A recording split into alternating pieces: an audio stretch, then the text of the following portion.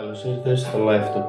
Είμαι ο Μανώλης Καλιατζής, σπουδάζω στο τμήμα Φυσιοθεραπείας στο Διεθνές Πανεπιστήμιο της Ελλάδος και ασχολούμαι ερασιτεχνικά με το bodybuilding. Το θέμα που θα συζητήσουμε σήμερα είναι τα πεπτίδια και η χρήση τους κυρίως για σκοπούς όπως ενίσχυση ενέργειας, αποδοτικότητας και μακροζωίας, καθώς τείνει να είναι ένα αρκετά φλέγον θέμα. Τα τελευταία χρόνια η τεχνολογία τους όλο και περισσότερο εξελίσσεται. Όλο και περισσότερος κόσμος τα χρησιμοποιεί εναντί παραδοσιακών ιατρικών πρωτόκολλων, είτε και παράλληλα με αυτά, και γενικότερα τραβάει πολύ το ενδιαφέρον αρκετού κόσμου. Από άποψη βασικής βιολογίας, για όσους δεν γνωρίζουν, τα πεπτίδια είναι ουσιαστικά αλυσίδες αμινοξέων, συγκεκριμένα 20-50 αμινοξέα, τα οποία ενώνονται μεταξύ τους με πεπτιδικούς δεσμούς, ουσιαστικά μικρές πρωτεΐνες, και όταν αυτά εισάγονται στο σώμα είτε μέσω χαπιού είτε μέσω ενέσιμης μορφής, αλληλεπιδρούν με τον οργανισμό, ενεργοποιούν, απενεργοποιούν, επιταχύνουν, αναστέλνουν συγκεκριμένες διεργασίες του οργανισμού μας. Ανάλογα το ποια είναι αυτά, επιφέροντας και τα ανάλογα αποτελέσματα. Φυσιολογικά, το σώμα μας παράγει πάνω από 300.000 διαφορετικά πεπτίδια μέσω της έκφρασης του γενετικού υλικού, του DNA ουσιαστικά, ενώ για εξωγενή χρήση έχουμε βρει ουσιώδη και έχουμε απομονώσει μόνο 150 από αυτά, έως τώρα τουλάχιστον. Αν ήταν να καταταχθούν κάπου στη λίστα εργαλείων βελτίωσης αποδοτικότητας και λειτουργικότητας ενός ατόμου, κατά την άποψή μου θα μπαίνουν μεταξύ συμπληρωμάτων και ορμονικών θεραπείων, καθώς είναι κλινικά αποδεδειγμένα ότι η αποτελεσματικότητά τους είναι πολύ μεγαλύτερη από αυτή των συμπληρωμάτων, ενώ αν και πολύ σπάνια εμφανίζουν λίγες παρενέργειες, οι οποίες ωστόσο είναι πολύ πιο ήπιες από αυτές των θεραπείων με την χρήση εξωγενών ορμονών. Ξεκινώντας, θα αναλύσουμε μια κατηγορία πεπτιδίων, η οποία αφορά κόσμο ο οποίος επιθυμεί να χάσει κάποια περιττά κιλά ή γενικότερα άτομα τα οποία θέλουν μια βοήθεια με τη διαχείριση του βάρους τους. Σε αυτή την κατηγορία ανήκουν οι αγωνιστές υποδοχιών του γλυκαγονόμορφου πεπτιδίου 1, γνωστοί και ως GLP-1 receptor agonists. Ο πιο ευρέως διαδεδομένος είναι η σεμαγλουτίδη, καθώς διατίθεται τόσο σε ενέσιμη μορφή όσο και σε μορφή χαπιού, η οποία, ενώ η αρχική της χρήση ήταν η θεραπεία του σαχαροδιαβήτη τύπου 2, όπως και όλων των GLP-1 πολλοί χρήστες ανέφεραν ως παρενέργεια σε εισαγωγικά το χάσιμο περιττών κιλών. Έπειτα από πολλή έρευνα που έγινε πάνω σε αυτά τα φάρμακα, φτάνουμε στο σήμερα, που κυρίως χρησιμοποιούνται για διαχείριση του βάρους παρά τη θεραπεία του σαχαροδιαβήτη και έχουν εγκριθεί και επίσημα από τον Παγκόσμιο Οργανισμό Ελέγχου Φαρμάκων και Τροφίμων αποκλειστικά και για αυτή τη χρήση. Συνοπτικά, ο μηχανισμός δράσης τους είναι ο εξής. Όταν εμείς τρώμε, φυσιολογικά στο έντερό μας παράγεται μια ορμόνη, η GLP-1, η οποία θα λειτουργεί ως ομοιοστατικός ρυθμιστής γλυκόζης για να κρατάει το ζάχαρο του αίματος σε φυσιολογικά επίπεδα. Αυτό το καταφέρνει μέσω της ενίσχυσης έκρησης ινσουλίνης, η οποία θα ρίξει όσο χρειάζεται το ζάχαρο του αίματος. Αποτρέπει την έκρηση γλυκαγόνης, η οποία για όσους το γνωρίζουν είναι η αντίθετη ορμόνη της ινσουλίνης. Παράγεται από το πάγκρεας και διηγείρει την υπατική παραγωγή γλυκόζης σε περίπτωση που το ζάχαρο αίματος έχει πέσει πολύ χαμηλά για να το ξανανεβάσει. Ενώ παράλληλα η GLP-1 καθυστερεί εισαγωγικά το άδειασμα του γαστρεντερικού συστήματος, ενώ μέσω του εγκεφάλου δίνει το αίσθημα χωρισμού και καθυστερεί να επιφέρει το αίσθημα ότι πεινάμε. Τα GLP-1 λοιπόν, όταν εισάγονται στο σώμα, προσδίδονται με παρόμοιο τρόπο στους υποδοχείς των GLP-1 όπως το ενδογενές παράγουμε φυσιολογικά, ενεργοποιώντας τους ανάλογους μηχανισμούς και φέρνοντας τα ανάλογα αποτελέσματα. Όσον αφορά τις δοσολογίες και τα αποτελέσματα, έρευνες δείξαν πως 2,4 mg από δώρες χορήγησης οδήγησαν σε μείωση 2% του σωματικού βάρους την 4η εβδομάδα χρήσης, 4% την 8η, 6% την 10η και έφτασε μέχρι και 16% μείωση του σωματικού βάρους την 60η εβδομάδα χρήσης. Ωστόσο, αυτά τα νούμερα κυμαίνονται αρκετά από άτομο σε άτομο. Επίσης, άξιο αναφοράς είναι το γεγονός πως με τη μέθοδο microdosing, το σπάσιμο ουσιαστικά της εβδομαδιαίας δόσης σε πολλές μικρότερες μέσα στη εβδομάδα, σε συνεργασία με έστω και ελάχιστη προπόνηση αντιστάσεων και επαρκής πρόσληψη πρωτεΐνης, ανέρεσε το οποιοδήποτε χάσιμο μυϊκής μάζας που ανέφεραν αρκετοί χρήστες ως παρενέργεια, ενώ παράλληλα μείωσε δραματικά τις συστημικές φλεγμονές που ανέφεραν κάποιοι άλλοι. Μιλώντας για φλεγμονές, θα προχωρήσουμε σε ένα αρκετά διάσημο πεπτίδιο, το οποίο τα τελευταία χρόνια χρησιμοποιείται όλο και περισσότερο κυρίως από αθλητές αλλά και από απλούς ανθρώπους για τυχόν τραυματισμούς που έχουν. Ονομάζεται Χημική Ένωση Προστασίας Σώματος 157, γνωστό στην αγορά και ως BBC 157, και ο τρόπος με τον οποίο λειτουργεί είναι ο εξής. Όταν αυτό χορηγείται στο σώμα, ο οργανισμός δημιουργεί ένα σήμα το οποίο τον διηγείρει να αυξήσει την παραγωγή κολαγόνου, να αυξήσει τη δημιουργία νέων αιμοφόρων αγκίων, να ενισχύσει τη μυδωτική ικανότητα των κυττάρων, οποιοδήποτε ιστού έχει υποστεί βλάβη, είτε αυτός είναι τενόντιος, μυϊκός, οστικός, μέχρι και κύτταρα του γαστρεντερικού συστήματος, υπατικά, παγκρεατικά, καρδιαγκιακά, μέχρι και κύτταρα κεντρικού και περιφερικού νευρικού συστήματος.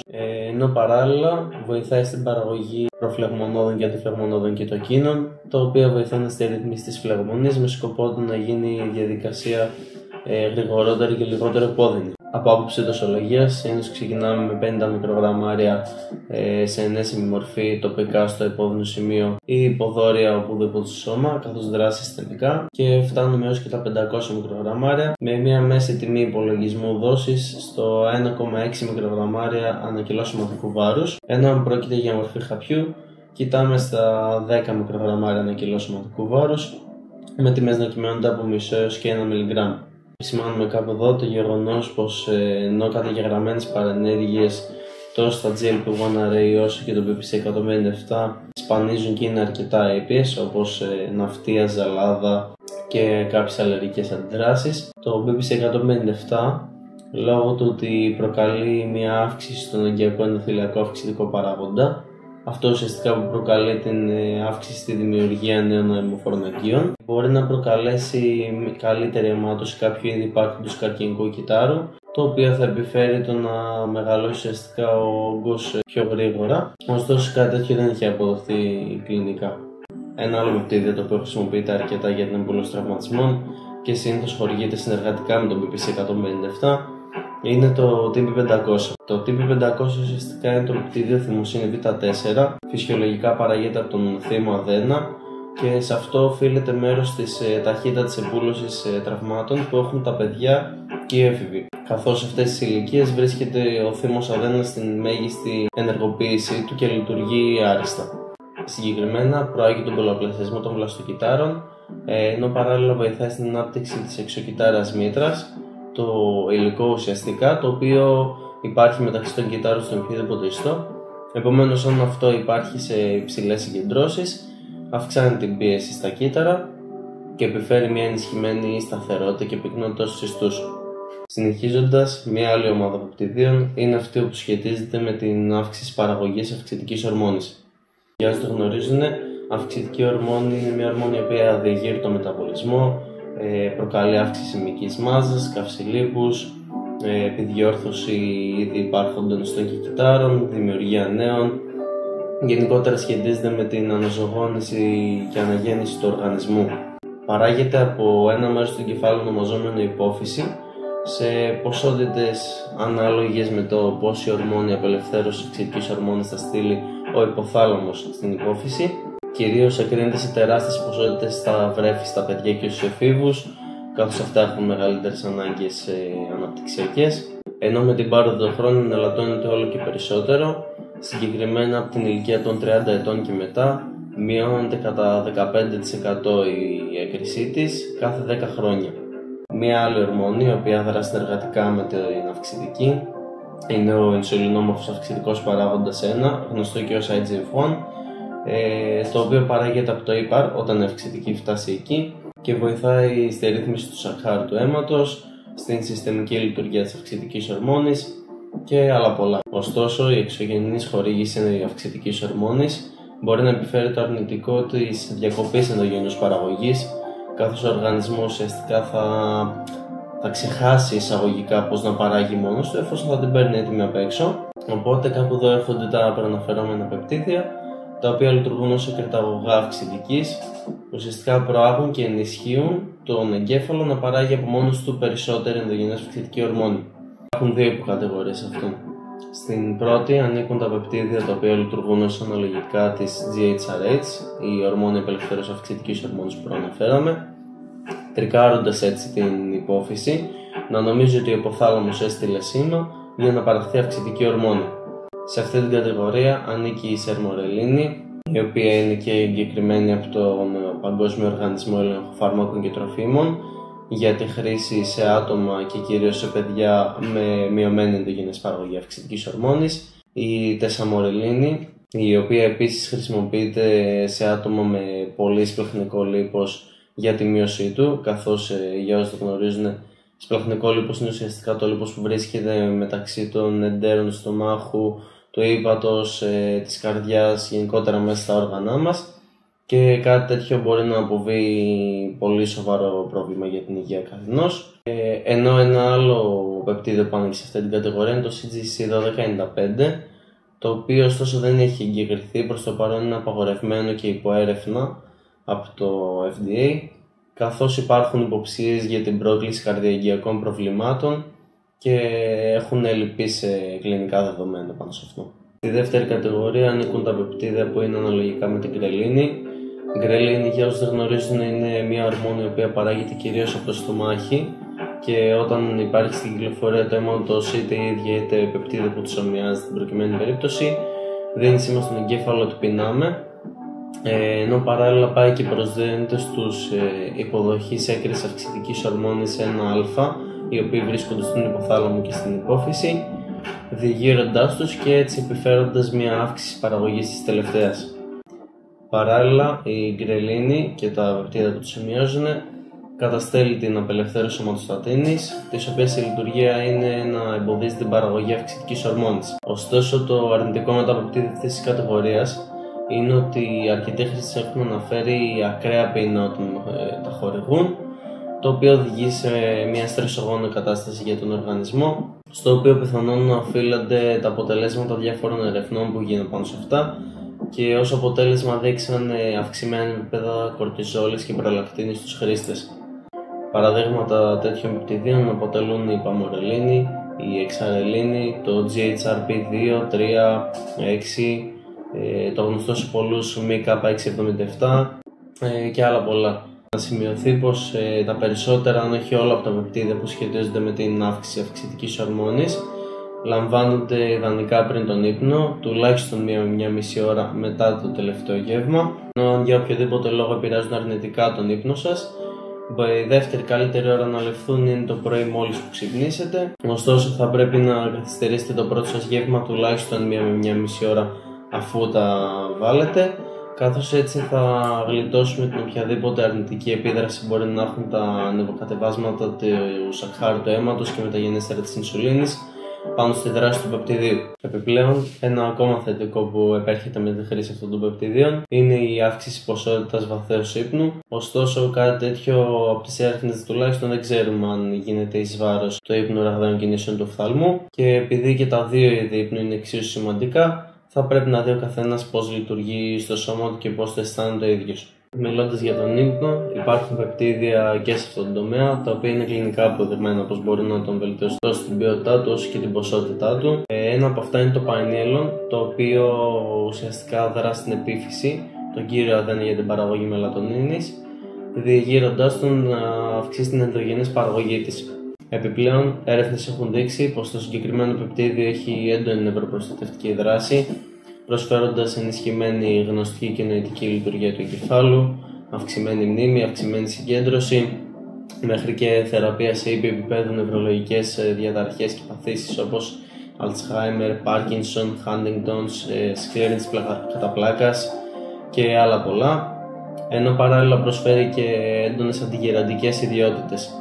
Αντιγεραντικές ιδιότητες και γενικότερα ωφέλη μακροζωίας προσφέρει επίσης ένα άλλο πεπτίδιο, ονομαζόμενο επιτάλλον. Το όνομά του έχει πάρει καθώς ομοιάζει την επιθαλαμίνη.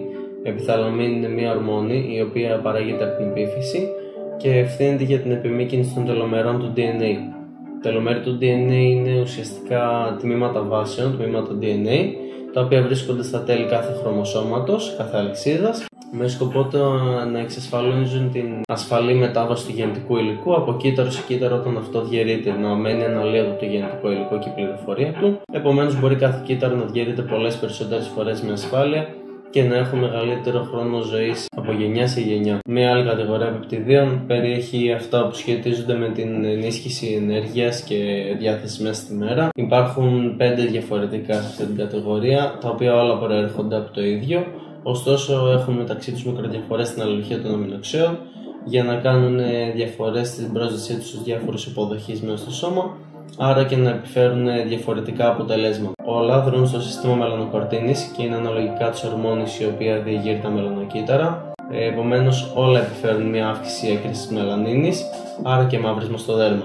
Ωστόσο, αυτά που μας ενδιαφέρουν για τους προαναφερόμενους σκοπούς της αύξησης ενέργειας και διάθεσης είναι τα μελανοτάν 2, 3, 4 και 5, καθώς αυτά μπορούν να διαπεράσουν τον αιματοεγκεφαλικό φραγμό. Το φράγμα ουσιαστικά το οποίο σχετίζεται με την επικοινωνία εγκεφάλου και σώματος. Επομένως μπορούν να δράσουν στην ψυχολογία καθώς φτάνουν πάνω στους αδένες του εγκεφάλου. Καθώς το μελανοτάν 1 δεν μπορεί, οπότε χρησιμοποιείται μόνο για μαύρισμα του δέρματος.